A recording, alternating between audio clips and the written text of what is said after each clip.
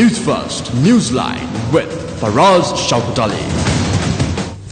And a jolly good morning to you. This is Newsline, live as always from the Newsfirst studios in Dawson Street in Colombo, broadcasting as we do on TV1, live on Facebook, and a little bit later on, it's all available on YouTube.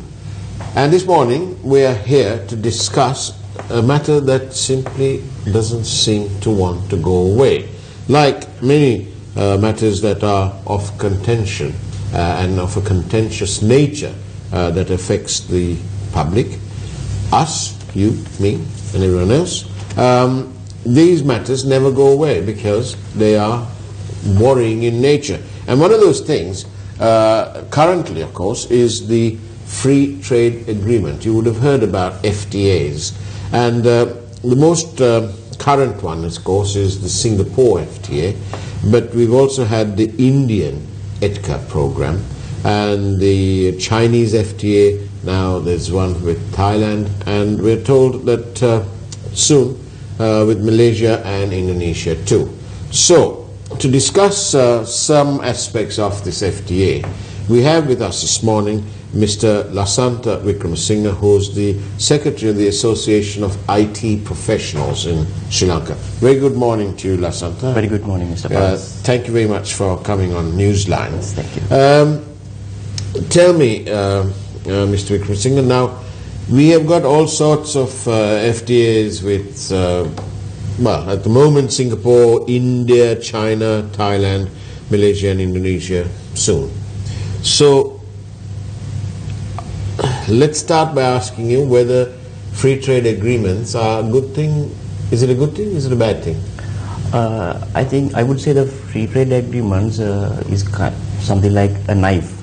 Right. So if the knife is with our mother or our wife, they might cook tasty foods. Yeah. But if the knife is with a monkey, Yeah. it might do a lot of damages.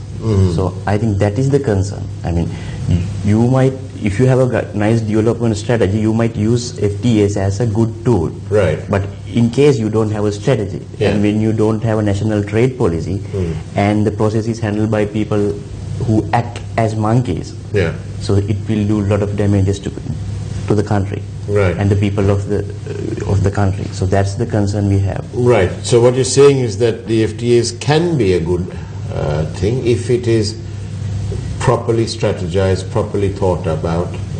Yes, and first of all, you have to have a national trade policy. Right. So that's what the professional was, and there was the business committee of Sri Lanka was continuously asking from the government. Like, what would this national trade policy be? In short, what would you like to see in national trade policy? In a national trade policy, I think the Sri Lanka should identify what should be our capabilities and how should we positioned in the international value chain, and what are our capabilities and what are our strengths, and why should an investor come to Sri Lanka to invest, and where do we have comparative advantage and competitive advantages. Those things has to be discussed and identified, and what are the industries that we should safeguards, and what are the incubators that we look for in the future to be grown up. So those things has to be carefully identified and protected, and then only you should go for these negotiations. But when you don't have such national trade policy, the people with vested interest can involve in this process because they don't have a vision provided by the government or the country. So they do things on their own views. So it's like ad hoc. Ad hoc, exactly. Okay. So this ad hoc is the bit that you don't that you are concerned about. Yeah. But if we take the Singapore trade agreement, it's a small state. What is the most contentious matter, or what are you most concerned about in terms of the Singapore FTA? If we take the Singapore agreement, there is nothing benefit for Sri Lanka in the agreement. If you refer to the press release issued by the Ministry of Trade and Industry Singapore, so what they say is Sri Lanka will eliminate tariffs for Singapore's exports on 80% of all tariff lineup up to 15 years from when the agreement enters into force.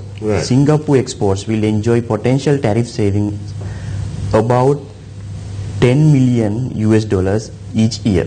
10 million? 10 million M. Right. Yeah, what does that mean? So we will lose import tariff revenue each year, 10 million US dollars, and what we get in return is the hilarious thing, because if you look at the items in their offer, in Singapore offer, 90%, 99% of those goods are already tariff eliminated from Singapore. Tariffs. No tariffs already. Okay. Even before this agreement, not only for Sri Lanka, for the entire world, because Singapore is a country who has unilaterally waived their tariffs. Right. So we are eliminating 80% of tariff lines, and in return we are getting nothing new. Right. So that is, I mean, very pathetic, and that shows the stupidity of the officials. So who has initiated this FTA then? I think when I mean, you can't take one FTA at once, because there are several FTAs going at the moment. I think they very enthusiastic on the ETCA agreement with India, and with I'm talking about rising. Singapore. I'm talking about Singapore. Yeah. This FTA now that is being discussed and is causing some concern. Who initiated that? I think the Ministry of Development Strategies and International Trade. Why are they initiating something which already, in terms of trade, as you say, in any case, over 90% of Sri Lankan exports is free of tariff to Singapore.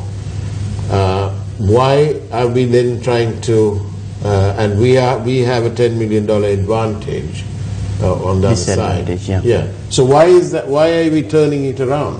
What's the whole idea? That's the question. And if you consider how they behave and what is the process, and on 16th June 2016, our negotiation team go to Singapore, take a training from their negotiation team.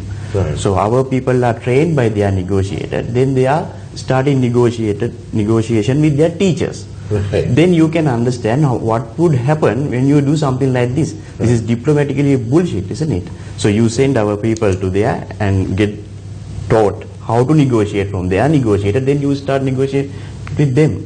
Right. So if you can ask this question from the Secretary of the Ministry, Mrs. Chandini Vijayawardena, she should reply. Yes. Because what is this? I mean, you never do something like that if you are a good secretary of a ministry. Yeah. And I mean, that is why this agreement is so much disadvantageous to Sri Lanka, because the process was totally unacceptable, and there was no stakeholder consultation, and there was no feasibility study, there was no impact analysis. So that is why this is not a good agreement for Sri Lanka. And not only that, and that press release from the Ministry of Trade and Industry from Singapore also said the agreement also contained one of the most liberal rules of origin, which will allow more exports from Singapore to qualify for the lower tariff negotiated. So rule of origin means that it is the indicator that measures how much value has been added from that particular country, or the partner country in the agreement, to be eligible to export to the other partner country. So this is in this release, it says it is very liberal, one of the most liberal agreements. So does that mean that a product, let's say, for example, that's coming from a non-FTA country, of course, let's say let's say from Malaysia, because we don't have one yet with them. So let's say a Malaysian product is being sent via Singapore to here. It will then, because of this liberal rule of origin, the liberal rule of origin, then that product, even though it is from primarily a Malaysian product, will still qualify under this FTA. Of course, that's what the Ministry of Singapore says. Right. So it is one of the most liberal rule of origins agreement. Right. So not only Malaysia, the Indian products, Chinese product, we enjoy 99% unilateral tariff-free entry into Singapore, right, and then tariff-free entry into Sri Lanka via Singapore because of this Singapore Free Trade Agreement. So in that case, what would happen to our producers here? So they have to compete with these zero tariff products. And in other way, government is bringing more taxes on the local producers. So, and they are lifting taxes for the imports and imposing new taxes on manufacturers of Sri Lanka. So in near future, this will be a country who import a lot of goods and produce nothing. So that's a dangerous trend. Of course, and that will have a big impact on you, me and our child, because the lot of dollars would go out from the country and we have to earn somehow then. So what would we do? So, and if you consider the current context, the foreign remittance is the biggest income to the Sri Lanka to cope up with the current trade deficit. So trade deficit annually, Sri Lanka is around 10 billion US dollars, and the foreign remittance is about 6.5 billion. Positive. 6.5 billion positive, that is. So there's about 3.5 billion only then there. The deficit is reduced by about 3. And if we consider these free trade agreements, and what would happen is this trade deficit will increase because of lots of imports will come and exports will reduce due to penalizing these local producers. And when you can't produce for the local products, local consumers, you won't be able to export. And on the other hand, the service sector is open, then a lot of foreigners will come here and they will take out dollars from our country to those countries. That will reduce that net foreign remittance value as well. So, and in one aspect, while these agreements increase the trade deficit, and it also decrease the positive foreign net remittance that we has had so far. So that will have a huge pressure on our balance of payment account. And they have not studied this. And if you consider the central bank annual report, these agreements have a direct impact on the external sector of that report. And those external sector is explained in the balance of payment account. In the balance of payment account, you got this trade deficit and foreign remittance, and also the interest payment that you do, and it simply explains how a country get money from outside and how money goes out from the country, and it has to be balanced. That is why it is called balance of payment. And if you are allowing, or if your policy is increasing what is going out from the country, then you have to somehow balance that. So in that case, you have to sell your national assets, or you have to take more and more loans from the foreign countries. So that will make huge pressure on our economy, and in that case, the total control of the country would go to the foreign powers, because you are economically a very weak country. So I think, so this is a conspiracy planned by some big powers in the world, and people of this country who are acting as monkeys is used for that purpose with vested interest, and they are benefited personally by involving these agreements.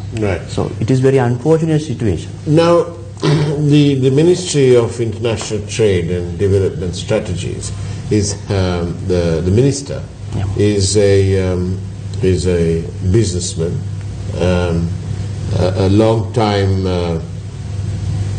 UN peer, former chairman of the UNP, and a confidant of the Prime Minister, Mr. Malik Samar Wickrama. Now, he is known to be an accountant, and he is known to have a business, commercial background, and he's been appointed to this role through the national list. Now he's, so we presume that the Prime Minister has brought him in for his expertise in the commercial world and for his international exposure, because he exports. His business is mainly to do with exports, right? So are you telling us that you feel that this minister is not doing the job that he is supposed to be bringing in? with his experience and so on. Yeah, is that what it is? Yeah, if you consider the portfolio that he is handling, it is a very serious portfolio that he has been given. If you consider a country like India, China, Singapore, the ministers handling this area are very educated. Right. For example, the former Trade Minister of India, Dr. Nirmala Sitharaman, she has done her PhD thesis on international trade. Right. And after the cabinet reshuffle, she was given another ministry, and the next minister was also a very capable accountant. In the, I mean, he was very much educated. But our minister is not like that. And if you take Singapore, of course the case. China, of course the case. And we also has had some discussions with him, and we don't see such knowledge that he has on these agreements. So once I asked him about the trade deficit, he wasn't even bothered about that. He was only thinking about the total trade to be increased. Total trade means the summation of imports and exports. That can happen by, if you can buy goods from another country, your trade will increase. But if you are not exporting enough, your trade balance will increase. Trade deficit will increase. That will have negative impacts. I mean, the main reason that has been that for the reason that they are acting like this, or they are thinking like that, and late Dr. Saman Kalegama has laid the foundation, theoretical foundation, which was based on very old theories. Okay, so what the theory was, that if you are go for bilateral trade agreements, you are benefited. That was the theory, but it was very old, and it was debunked in 1950s. Let me read this. So this is the methodology for impact assessment of free trade agreements, published by Asian Development Bank. Sri Lankan officials are not using these guidelines, and they know nothing about impact assessment, and they do nothing on this. So they just want to. They ignore this. I don't know whether they know. Aware of it. Yes, whether there is something like this. We wanted to meet them, but the Secretary of Ministry didn't allow us to meet them. This is Chandani Vijayawardena. Yeah, I have written him several times, but she didn't give us a chance to speak to these negotiators. And let me read this. Before Wiener's model was developed, the conventional wisdom was that regional trading agreement would tend to improve welfare because they included some degree of trade liberalization.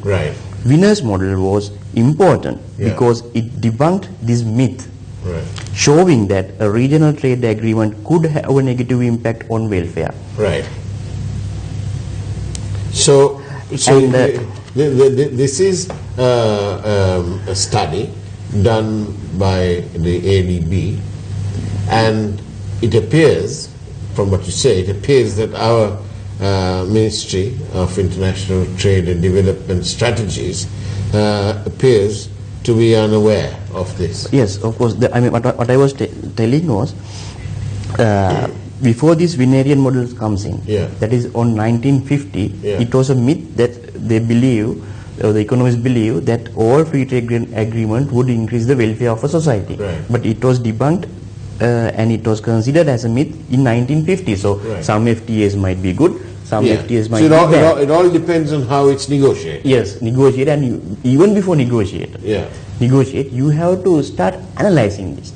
You have to do an impact assessment, and then you know how to negotiate. If you have not analyzed it, how can you go and negotiate it? So you have to know the parameters that will have a positive impact on your country, and the parameters that will give a negative impact on country. With that knowledge only, you go to the negotiation table with the other country. So our people goes with the myth, which is developed by late Dr. Saman Kalegama, that any free trade agreement is good. But it is not the case, and it is very old theory. A blanket FTA is not the answer. Of course. The answer is a specific, well thought out, well planned, well strategized FTA, bearing in mind that the backbone should be our own country's national trade policy. Of course, exactly. And also this is, people might say this is liberalization. Actually, I would say this is not liberalization. This is preparing your country to ravage foreign powers to your market. So this is not if you are liberalizing your country, you should think, how should we sell our products to the other country? How should we send our professionals to other countries to earn foreign exchange? You have to think positively. But instead, what our people are doing, and if you listen to them, they are not talking the positive aspect. They are always defensive. So this is not going to harm our industries. So that's what they answer. I mean, that is because they have not thought of plans of going out and doing business there and get the foreign income to the Sri Lanka. So we are talking about our Ministry of International Trade. These are the people responsible for these agreements. Yeah. And that's obviously Malik Samaravikrama, right? So have you met Minister Malik Samaravikrama? Have you met them? Has your association met him? Yeah, one time actually we met him, and then after that we decided it is absolutely useless. Because? Because of those things that he mentioned, that they never bother about what we say. Yeah, and also they just wanted to put our names as they did some consultation. Oh, I see. But we realized it was only a political game. Right. That then only they would say that we discussed with these people, and he's lying that he's agreed. Right. It's not like that. So I mean, the stakeholder consultant process is a very serious one. And in these guidelines, there's another book called How to Design, Negotiate and Implement a Free Trade Agreement in Asia, also published by Asian Development Bank. They say about 50% of the negotiators' time should be allocated to discuss with local stakeholders to take their concerns, because these agreements are developed for their benefit. But what our ministry is doing, they completely ignored the viewpoint of local stakeholders. Now, Mr. Wickramasinghe, I want to say this to you. Yeah. You say that Mr. Malik Samaravikrama, as the minister in charge of this so important ministry for our future, that Mr. Malik Samaravikrama, it was useless, you said. You all felt it was useless because he wasn't addressing the real issues, and you felt that he was being just having this meeting so that somewhere in some report or other, or some committee report or something, he can make reference to this meeting and then use it as a political tool to say, well, we did have this. But as much as Mr. Samaravikrama is inexperienced in these matters, and the vision that the leader of the party has brought him in under that vision is completely lopsided. But isn't it a fact that most of our parliamentarians are not scientifically qualified to look at these agreements? Isn't that true? Shouldn't they rely more on professionals working in their ministries, who should be employed in their ministries, professionals who understand these agreements, who understand, like you said earlier, the Singaporeans train these negotiators on how to negotiate, and then those people whom the Singaporeans have trained have gone back to Singapore to negotiate with, as you said, with their teachers. So, and you said this is nonsense. Yes, of course. Actually, you are absolutely correct in that case. So, I mean, the professionals have submitted a 44-page document mentioning what are the legal changes which should be done before this agreement should be negotiated. And also, we have given some useful inputs to the governments. And so in that context, Mr. Wickramasinghe, how frustrating is it for you as a professional when you have to deal with these ministers and ministry officials who are clearly not professional and don't even know about these agreements? Actually, it is very... How frustrating is it for you? Yeah, actually we are really frustrated about what has been happening now. And also, if you look at these people, how they behave, they are totally irresponsible. So if you go and ask Mr. K.J. Veerasinghe who's responsible for these agreements, he would say the cabinet is responsible. Right. But if you go and ask cabinet ministers, they don't know what they have approved yesterday, in most cases. Because you saw in a press conference, the cabinet spokesman, Mr. Rajasenaratne, was saying that there was no national trade policy for Sri Lanka or something like that.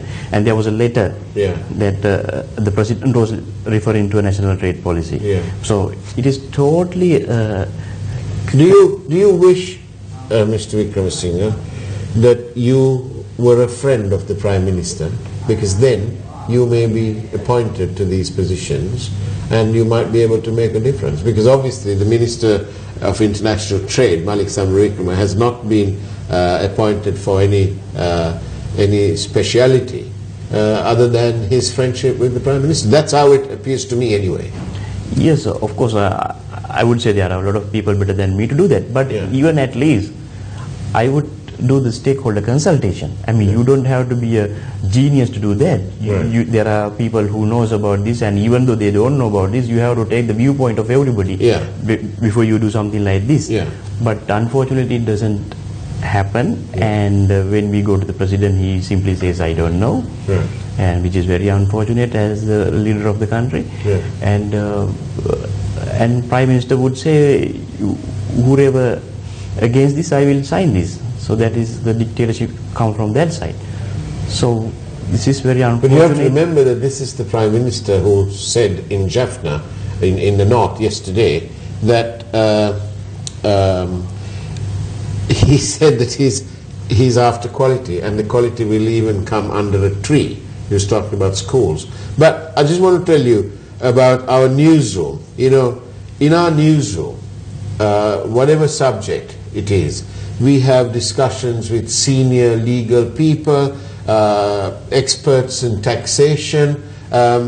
We consult and discuss and debate with a variety of people before we look at all the different options, and before we put this information out to the people.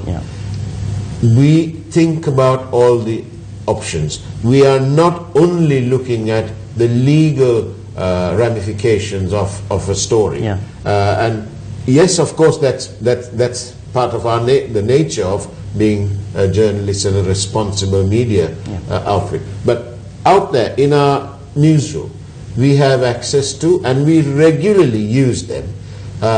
We have senior legal people specializing in various aspects. For example, when it was a constitutional matter, we have sought a legal opinion from the most senior people as to what the real position is. Now, we didn't wait for others to test the system out in a court and so on.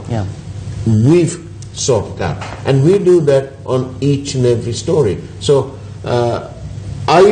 what is the level of your frustration as a professional man when you look at these agreements and you can see the writing on the wall that these agreements, the way they are being signed and the way they are being negotiated, is simply bad news for Sri Lanka? How frustrated are you? Yeah, I mean, we are really frustrated because not only because of us. So in terms of all the people in this country, the current university students and also the parents, they will all be frustrated in the future, because this is not the Singapore agreement is only the start. Then when you sign an agreement with Singapore, what would happen? The tariff will be eliminated. Then what was coming to the country from India and China will start coming from Singapore. Let's say any simple good. Then the Indian ambassador and the Chinese ambassador will speak to our leaders and tell that, so see, you have signed an agreement with Singapore. Now the goods which was coming from our country are now you are importing from Singapore. That is very unfair, and geopolitically it is also a problem, and also in terms of international trade rationalities, it is also not good when you are doing a diplomatic thing like that. So therefore, we will be pressurized to sign agreements with India and China as well. So it'll be a rollover effect. Rollover effect. And Lasantha Wickramasinghe, Secretary of the Association of IT Professionals. We run out of time this morning, but what you're doing is obviously of critical national importance. We wish you all the very best, and we offer to you our support in you carrying forward this very important message. Please don't give up for the sake of our country. Thank you very much, and we look forward to welcoming you on our network. Yeah, thank you very much for taking these all important issues. Thank you. And that's the way it was on Newsline today on this very important day, which is also a very important Poa Day. Take care, and God bless.